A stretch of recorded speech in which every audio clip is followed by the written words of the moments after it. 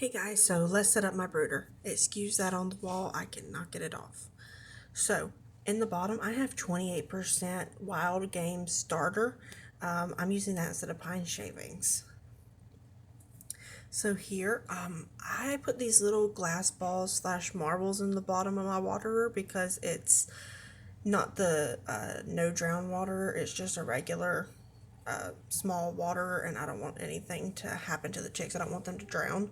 I find it best to put those in the bottom of it once you've screwed it on. If not, they'll fall out. Okay, and I don't normally like to use these kind of feeders, but it's the only one that they had when I was there. The lid just kind of slides on. Give me just a second. Okay, so I put the feed in there and then I just slid it back together. Let's go put it in the brooder real quick. I'm not sure if I'll leave it like this. I'm probably going to switch it up a little bit because I think I want my heat lamp over on the left side instead.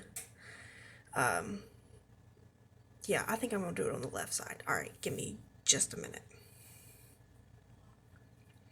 Alright, yeah, so I ended up switching it up just a little bit. The heat lamp didn't attach well to the tote. So I ended up having a plank of wood right there to attach it to, and it's much better. Let's add some chicks. And there's some chicks.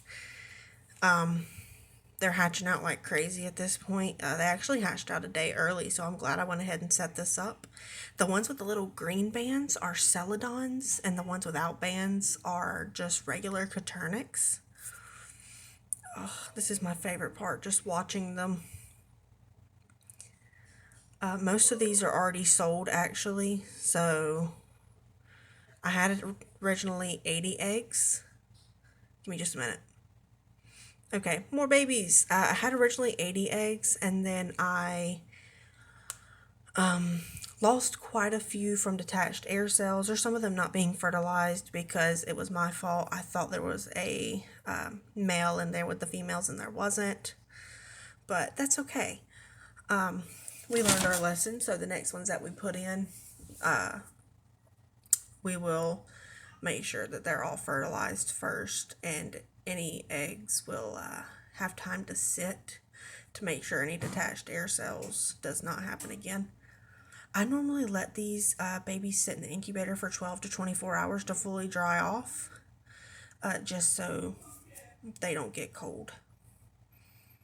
And some more babies. I'm telling you guys, it's crazy. Excuse the little lone rubber band right there.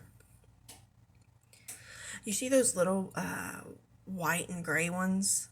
Those are going to grow up to be my absolute favorite. They'll actually be white and gray.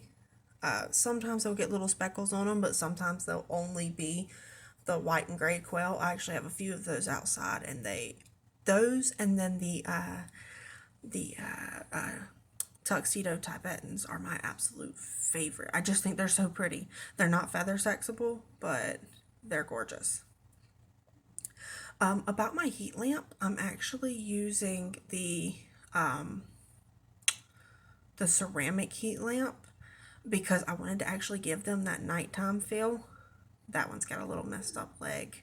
We'll get to fixing it though. So the reason that I'm using the starter and grower as the base is because sometimes quail chicks don't realize that pine shavings aren't edible.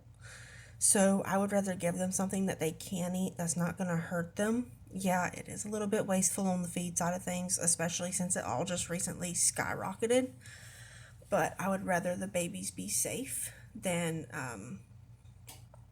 eat something that they're not supposed to. And yes, I know it got all under my fingernails. I immediately am getting it out though because I cannot stand the way that feels. Okay guys, give me just a few and we'll get some more chicks. And here's some more. I think I'm up to around 30 something at this point.